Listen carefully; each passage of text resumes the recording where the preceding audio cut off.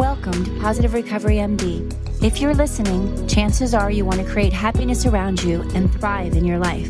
We're glad you're here and you've come to the right place. This podcast will inspire and motivate you to not merely survive your recovery journey. We'll give you the tools to build or strengthen your foundation to thrive and flourish in your life. In each episode, we will come together as a community to have authentic conversations around addiction, recovery, and what matters, growth and progress, not perfection, all while developing positive habits for you to utilize. To learn more, please visit positiverecovery.com/podcasts to sign up and to receive the daily positive interventions that we'll review, as well as gain access to exclusive positive recovery content available only to Positive Recovery MD listeners.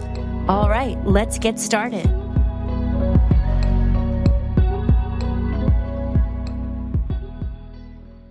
When preparing for this kind of Mother's Day, I thought about how do we do it? And so I decided that what I wanted to do was share from the mother's perspective. And it's always with such gratitude and joy that I have the opportunity to connect with moms who are trying to get their sons, their daughters into treatment. And although I have 3 adult children, I don't have that experience where any of my children had substance use disorder. I'm grateful for that. So I can't exactly put myself in people's shoes, but I can in the sense that all I've ever wanted from my children is to be happy, to be joyful, to be doing something that they loved.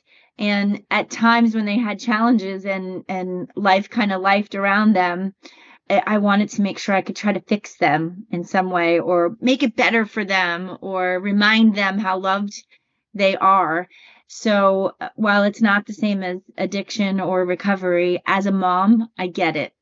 There is nothing that brings me more joy in my life than my children. Such a huge part of who I am, and being able to see them become the adults that they are and enjoy life and live life. That's the same feeling for moms who get to experience that with their children in the recovery process. And so what I did was ask some moms out there that were either moms to people that work with us who are in recovery, or some of our alumni, their moms shared. The questions that I asked were, can you describe the moment you realized your child was truly on the path to recovery? What was the hardest part of watching your child struggle with addiction, and how did you cope? How has your relationship with your child changed since they entered recovery? What do you wish you had known earlier about addiction or the recovery process? And if you could share one message with another mother still waiting for this moment, what would that be? And so I put a call out to some moms, and some amazing moms answered. First amazing mom that I'm going to share with you is Millie. Millie is mom to Colleen. Colleen is a master's level counselor at our Positive Recovery Center's Round Rock location, and she has helped so many people. Like her mom said, she is truly a gift. She's a gift to people who need her in their time of change and transformation. She's just a gift in general. So in talking with Millie had a lot to share about Al-Anon, and I'm glad and grateful that she talked about her own journey as well, because so often as moms, we get wrapped up in our child, but Millie over time learned how important it was for her to have her own recovery space. And so in answer to the first question, Millie says, I got a text from Colleen saying, I need you, Mom. She was sick and tired of her life. One of the best things that happened to Millie was that she had lost her job 3 months before getting that call. So being able to financially support Colleen, or being able to financially help her to the extent that she was, had changed dramatically. So the money was shut off. Millie describes that she believed that Colleen was sober, and she wasn't. So it didn't take long for her to drop to her bottom. Colleen asked for help and started her final treatment path. And I think there's something important about that statement, her final treatment path, because Millie will share that it was a long period of using for Colleen, and there were a number of rehabs. And as a mom, you don't lose hope, right? Like you think that this is going to be the one. And at times you then kind of can switch gears and get into a space where you're like, I don't know if I have hope anymore. And there's just that little bit of glimmer. And there's a lot of guilt and shame that goes into this for moms because we think we parented wrong or we think we did something wrong. Sometimes yes, sometimes not. But sharing Millie's story, she says, it was a long using period for Colleen, and I didn't handle things well many times. There were a number of rehabs and many diagnoses. My Al-Anon helped me to understand addiction and my part as a codependent. Millie sought a lot of counseling and read a lot of books about addiction and the family. She says, obviously, fear unfortunately drives some of a mom's actions. Learning to let go is a hard thing for a parent. Many boundaries that need to be looked at in your relationship with the addict. Our relationship has always been close. She's talking about her and Colleen. Sometimes too close, especially when she was using. Our relationship has changed dramatically. My trust has grown, and obviously, Colleen's steps in sobriety have created a special bond. I have always been there for her, and I have so much pride in what she has accomplished. My daughter was not my first person that I loved who was in addiction. My dad, sister, brothers, husband, another daughter and son, and unfortunately a couple of Millie's grandchildren. She started going to Al-Anon at age 18 and then actually went into treatment for codependency when she was in her 40s. Millie describes it as like peeling the onion, and I know a lot of us can relate to that. Things get easier to identify, and you get better as recovery happens. Millie says her biggest problem in the recovery process is that she tends to not let go as much as she should. But she says with an exclamation point, she's getting better. She recommends going to Al-Anon and getting your self-help. This is a family disease, and everyone needs to get some help. It's real easy to point only at the addict, but we all play a part in the dysfunction. Be there for support for the addict when they are going through their journey. Take care of your own shortcomings and work on your own demons. Recovery is a process for all. It's a beautiful process. Don't give up. There's a fine line between giving up and support. You will learn that in your own Al-Anon meetings and your recovery. She says Colleen got sober and went to school while working full-time and got her master's degree. She was a single mom, so she worked really hard. What excites Millie most about Colleen is that she became a counselor for folks in recovery, and she is so good at it. She obviously gets to help them, and she has such a passion for others in recovery, no matter where they are on their journey. She is amazing and such a gift to the people that she helps. So I love how Millie shared Colleen's experience as well as her own, and really kind of honed in on the need for working your own program and taking care of yourself. Sometimes as a mom, it's really hard to do that because we get so involved in making sure that we're taking care of our kid. So let's take a ride over to Houston and gonna share a little story about Sandy and Chris. Sandy is a mom who is the mom to one of our alumni, and Chris is doing quite well on his recovery journey. He now has a job in the recovery space, working as a tech or recovery advocate at a facility in Austin. And Sandy shared quite openly about Chris's kind of story and how that was for her. She says, after 30 plus years of struggle and many relapses, it's hard to pinpoint exactly when I could conclude that Chris was on the path to recovery. You first think in terms of days, weeks, months, 6 months, a year, each milestone between relapses till one day you hope that recovery sticks. The hardest part was watching Chris make choices that were not serving him well, and to give up on his aspirations, whether it was in academics or sports, and knowing that the future consequences that he would face if they continued down his rabbit hole of addiction. Sandy admits that she did not cope well or very well for a long time. She was being conflicted with assumed guilt of what society would think of her as a negligent single parent. I tried to save and protect him from himself, and in doing so, became his enabler for far too long. She describes her relationship with Chris, saying that it had always been pretty good, except in times of active addiction. Now in recovery, we are even closer, having gone through therapy and the recovery process as a whole family. Addiction has no boundaries and does not discriminate as to gender, age, social status, ethnicity, etc. Multiple relapses are not uncommon. She wants to make sure that people know that in the recovery process, to know that multiple relapses can and do occur. It's just like any other disease out there. And so never to lose hope.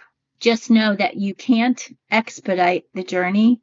You can't expedite the recovery. That the addict has to first admit they have an issue, admit they need help, and seriously commit to a program.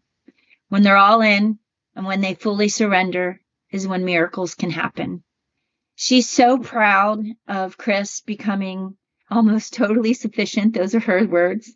And that she has really kind of found joy in watching him become the man in recovery that he has become. She doesn't mind being, kind of shared openly. So Sandy, thank you for sharing this message of hope with so many. Thank you so much for always supporting Chris during his journey and for being a supporter of Positive Recovery Centers and sharing the message with other moms. I appreciate you, and I love how your family has kind of returned to a space of love and connection. So our next message is from a mom named Carol. Carol is mom to one of our counselors at our Garden Oaks location in Houston.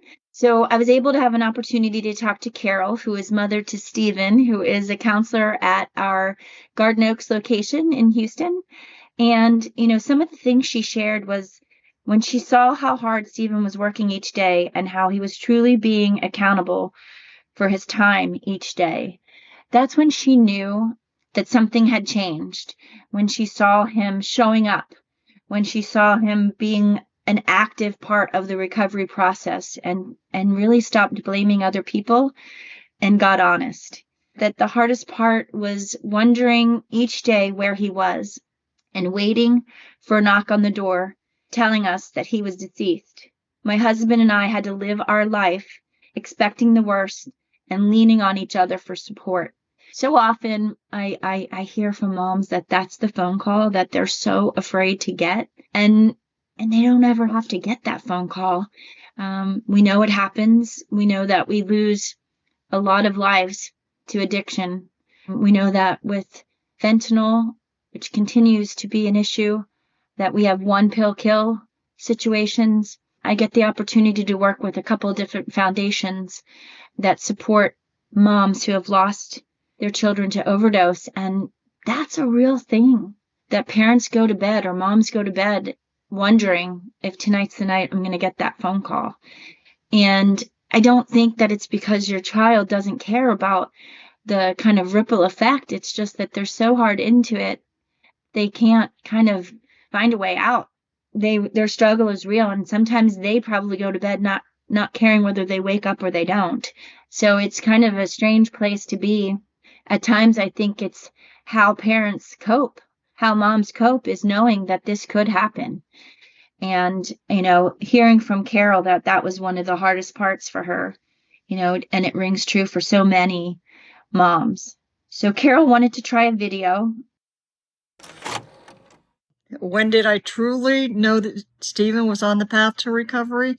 When he got out of jail, the last time, it was for 3 years. He had no place to go, no home, no clothes, no job, no nothing.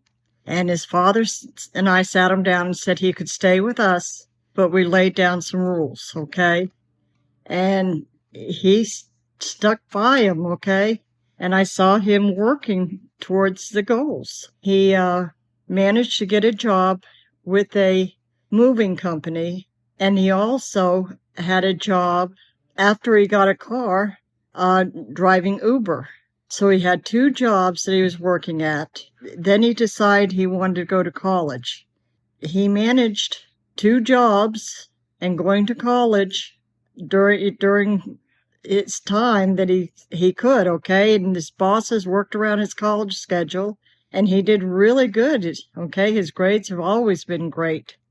I knew he was serious because I could see it in his eyes. When he gets feedback on that, Stephen is a person that feeds off praising and goal-oriented.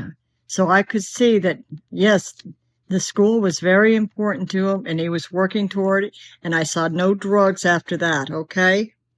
The hardest part that I saw him struggle with addiction, when Stephen would go into a spiral with the drug use and everything, he knew that he couldn't fool his dad and I after a certain time, and the arguments would start, everything else, and he would just take off. And he could be gone anywhere from 2 or 3 days and then come back and lie to us about where he was or what happened and everything else, to he'd be gone for months at a time. And he'd be living underneath underpasses and things like that after he's exhausted all the monies he could from us at the very beginning. And we learned that Stephen could lie with the best of them, okay? It wasn't so much him struggling that we saw. It was learning how Ken and I had to cope with the fallout. Luckily, we had each other, okay, and we were both in agreement. For the longest time, I would see through Stephen's lies and stuff, and he resented me an awful lot. He managed to keep drug use secret from us for a long time, and then play the feel sorry for me card, and Ken would feel sorry for him, where I wouldn't. My mother was an alcoholic, and I had been down that road before, so I didn't feel sorry for him, and he resented it that he couldn't get over on me as easy as he could get over on Ken. As far as coping, like I said, it was just a day-to-day thing when he was in his thralls of drug addiction. And like I said, we usually didn't see it. I saw him high and, stuff like that, but if he was like that, he usually avoided us because we wouldn't have it around us. Ken's father being an alcoholic and my mother being an alcoholic. So we just relied on each other and made agreements of what we would and would not allow him to do to us. I remember telling Stephen I would always love him, but he and I would never be friends because he was just not the type of person that I would allow myself to be involved with as a friend. Okay, I didn't trust him. Okay, and I just didn't like him as a person. When he got sober, and he has proven to me, okay, in the last 2-3 years now, that he can manage his own affairs, he takes care of himself, that he is a grown man, okay? Stephen is one of my best friends. He is my theater buddy. He and I love the theater. We have things that we like to do together. And then there's gaming that he likes to do with his father. We're involved with each other's lives as a family. But at the same time, we respect he has his own place, his own friends, his own life, okay? And I love that. We live in the same building, but I want enough distance apart that I'm going to call you before I come up and see you. And I expect the same thing. Give me a call and let me know you're coming down or whatever, okay? But I trust him now. I don't worry about, let me put my purse away. There's no reason for him to be in my bedroom. Is there anything in the bathroom I should hide? And that's how we used to live, and we don't live like that anymore. One of the things that I would tell another mother, never give up, never push him away, but at the same time, set boundaries. I have a message from Kim, who has a son and daughter in recovery, and these are Mother's Day thoughts on recovery. I'm going to read it from Kim's perspective. So when I'm saying my son or I'm really speaking for Kim today. My son is in recovery for drug and alcohol addiction, and my daughter is in recovery for an eating disorder. Their recoveries began in 2 different ways on 2 different timelines. When we asked Kim, can you describe the moment you realized your child was truly on the path to recovery? Kim says, sometimes it's 2 steps forward and 1 step back. This past time, after my son relapsed, he explained to me and my husband he was powerless over alcohol. He spoke to us about the obsession that would return even after consequences and how one drink always led to many because of the allergy his body had to alcohol. He explained the insanity of the mind that would convince him he'd be able to control the illness this time, but couldn't because of the physical allergy that kicks in after his first drink. He explained he will never be able to safely use alcohol in any form. This time, he wasn't just staying sober, he was changing spiritually. My daughter came to us to inform us she would be starting a partial hospitalization program to receive the help she needed. There was no influence from us. She wanted this all on her own. She began to name the thoughts that kept her trapped in cycles of restriction and shame.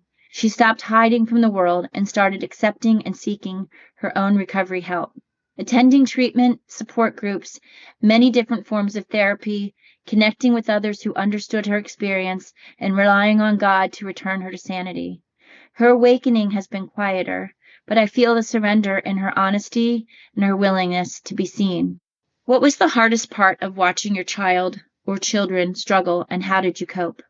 I remember waking up one morning and my son coming downstairs high and drunk. He had drunk all night in his room by himself and was barely functioning. The hardest part was knowing he was suffering and still couldn't stop.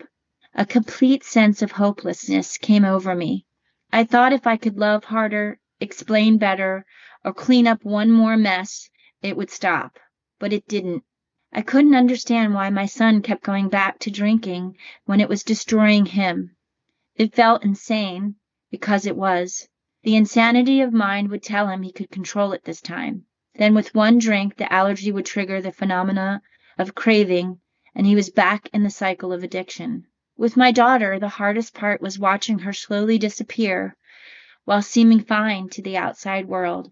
We had taken a mother-daughter trip to Miami, where she experienced panic attacks and ate very little food. She was getting skinnier and sicker, while compliments were pouring in from peers and adults telling her how good she looked. Her pain was buried deep in perfectionism and secrecy. The illness had hijacked the person I love, and I couldn't reason with it. I started my own spiritual journey realizing I wasn't in control, and no amount of love could fix this. I needed my own recovery program.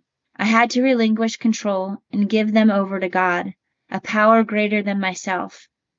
I educated myself on the illness, seeking support groups and shared experiences, and gained experience from others facing similar challenges. I read books, listened to podcasts, shared my struggles openly and honestly with my friends, and found a therapist that helped me understand the illness, and most importantly, helped me find myself again. How has your relationship with your children changed since they entered recovery? There's more honesty and humility between us. It's more real. In active addiction, we were trapped, me in fear and control, them in denial and destruction. I've had to surrender old roles, fixer, saver, martyr. We've grown into something more real, something rooted in God and trust, not control. My son has learned to admit when his thinking goes awry and take spiritual action to stay well. He lives in the truth that his mind will always try to convince him that he doesn't have a problem with alcohol. My daughter and I have a more vulnerable relationship now, less performance-driven, letting go of my expectations for her life, and more presence-driven. We share about real things and have the hard talks. What do you wish you would have known earlier about addiction or the recovery process? I wish I had known that addiction isn't about bad behavior or because your child doesn't possess enough self-will to stop. It's about powerlessness. My son's drinking was driven by an illness, the obsession of the mind and an allergy of the body, and that my daughter's eating disorder was also rooted in a mental obsession, an exhausting, isolating belief system that dominated her thinking. I wish I had known that recovery isn't about getting them to stop. It's about helping them find a way to live differently from the inside out through their spiritual reliance on God. If you could share one message with another mother still waiting for this moment, what would it be? Recovery is possible. I've seen it take root in two very different lives, in two very different ways. The common thread was the willingness to surrender to a power greater than ourselves. Your peace doesn't have to wait for their healing. Set clear boundaries with your children before the crisis presents itself. For example, you can stay in my house if you are sober and working a program, but you're not welcome here if you are using. I heard a quote from someone that has been etched in my brain, and I will never forget it. Children die in their parents' homes, not under bridges. Start your own recovery. Search for a power greater than yourself. Find support groups. Seek professional help. Educate yourself. Stop fixing and stop rescuing your children. And start trusting that there is something greater at work. There is grace in this process of recovery that defies logic. It's not easy, but it is real. Wow.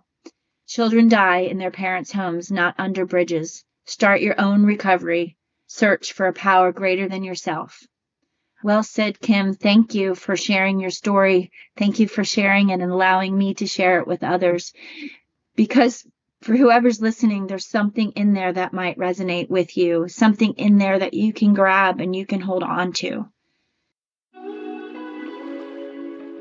This comes from a mom who chose to remain anonymous.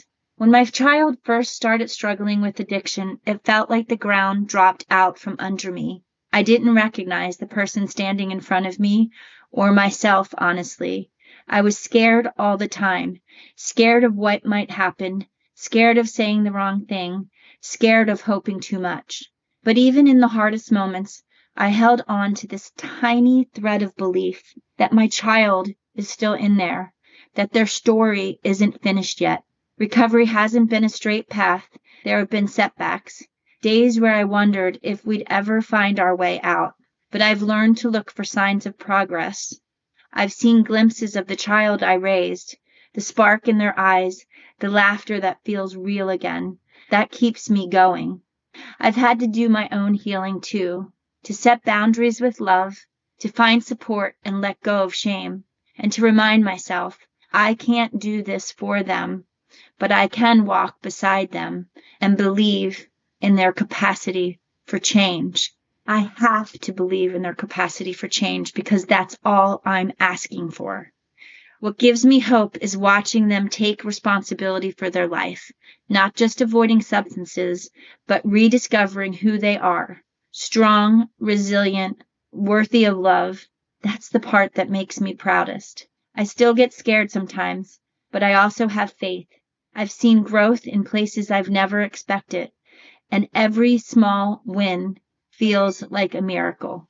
I believe in my child. I believe in the power of change, and I believe and know that recovery is possible one day, one choice at a time. I do want to share this Mother's Day a letter that I received from one of our alumni that he wrote to his mom. And it says, "Dear Mom, happy Mother's Day. There aren't enough words to fully capture how grateful I am for you, but today I want to try. Thank you for loving me through the darkest parts of my story. Thank you for standing by me even when addiction made it hard to recognize the person I truly was underneath. Your firstborn, the one who made you a mom, my mom. I now understand that your love was always there, even when your heart was breaking, and especially when you stopped saving me and set the boundaries that eventually saved my life. Recovery has given me so much, and it has given me the clarity to see just how much you carried. I know now that addiction doesn't just affect the person struggling, it impacts everyone who loves them. I'm sorry for the sleepless nights, the broken promises, and the fear I know you lived with for far too long. But through it all, you never gave up on me. That steady support was a lifeline, one that I clung to with gratitude. You make my gratitude list almost every night. A huge part of my recovery and healing process has come through the 12 steps. That process has been nothing short of life-changing. It's helped me take honest inventory, make amends, build spiritual strength, and stay grounded one day at a time. The structure and the community I've found through the steps have given me tools not just to stay sober, but to live with intention and integrity. I also need to tell you how much the counseling staff at PRC meant to me. They met me with compassion and understanding when I couldn't even meet myself with kindness. Their guidance, patience, and encouragement helped me navigate some of the hardest work I've ever done. They helped me learn how to feel, how to forgive, and how to believe I was worthy of recovery. They helped me to remember that I have strengths despite all that I've done. My number one character strength is spirituality.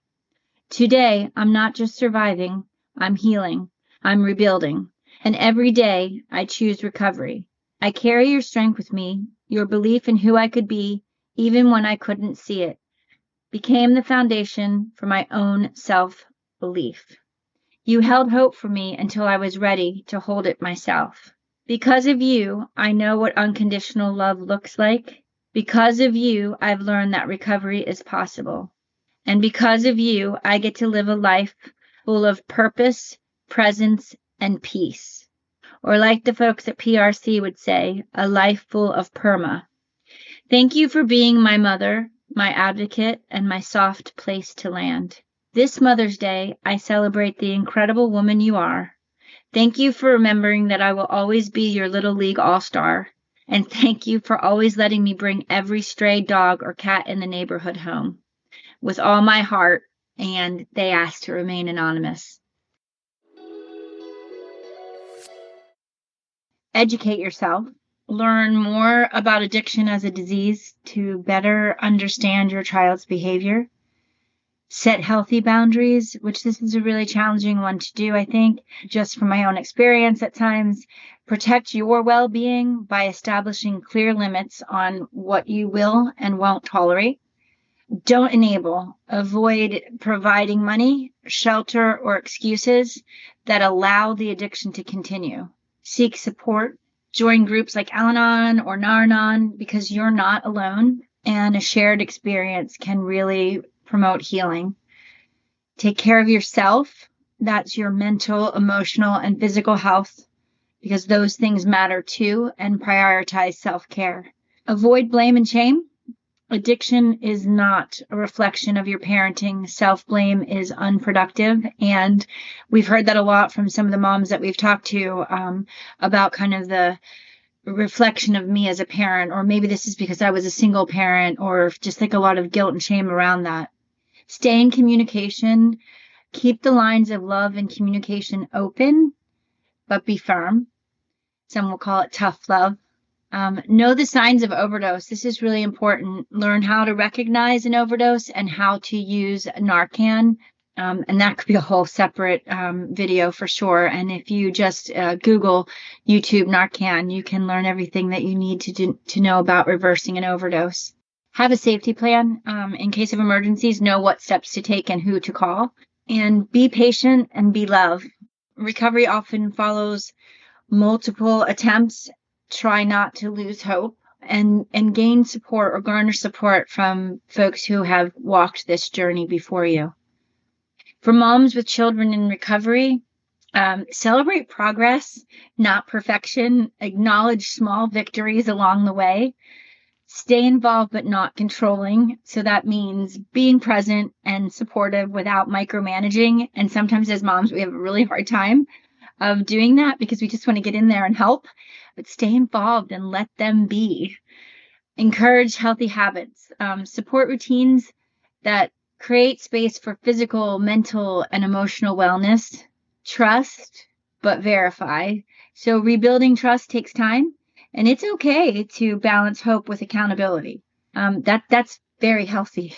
Promote continued therapy. Encourage ongoing counseling, outpatient, PHP, IOP, group support. That community is what's going to create lasting recovery. Watch and be knowledgeable for signs of relapse. Have a relapse mitigation plan.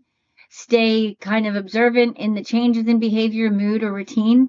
And don't be afraid to ask your child that's in recovery. Have this conversation. Kind of set it up beforehand that, hey, like if I notice any changes, I want to be able to come to you and not be accusing you, but just saying like, hey, I'm noticing these behaviors. Is everything okay? Communicate openly. So honest, respectful conversations about feelings, about challenges. And this may be new on both sides because in addiction, a lot of people are walking on eggshells, not really wanting to bring to the table, their truth, or because they don't want to rock the boat, or just really they don't want to say anything that's upsetting. And that could be on both sides. But creating that direct, authentic communication is oh so important. And look, we don't have to like everything that everybody says to us, but we have to see if there's something that we can take from it and something that we can learn. Support their independence. Let them make decisions while being a reliable safety net. And I'll speak more on that in just a minute. Stay educated on recovery. The journey continues. Keep learning about long-term recovery needs. Get involved. Go to recovery community activities. There's all kinds of family-friendly community recovery activities. Positive recovery centers, every alumni event, we encourage family to come. And that's not just children, but that's parents and grandparents and sisters and brothers, because we're all in this together. And then, of course, maintain your own support system. Continue attending those support groups that have been most helpful to you, or your own individual therapy, and that's to support your own growth.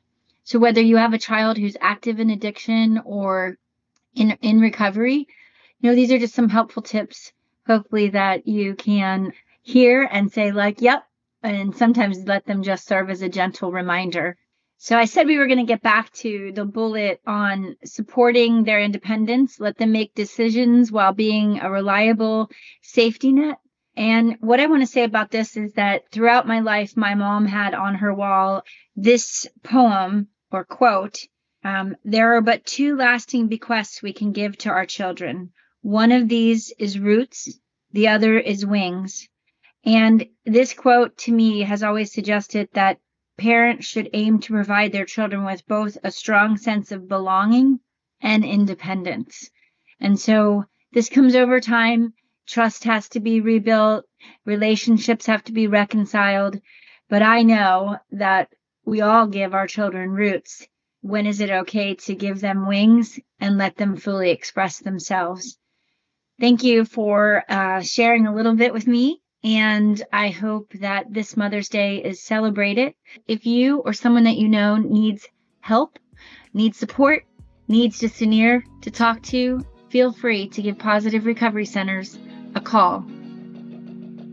Thank you for listening to this episode of Positive Recovery MD. Don't forget to visit positiverecovery.com/podcast to sign up to get your daily positive interventions sent straight to your inbox.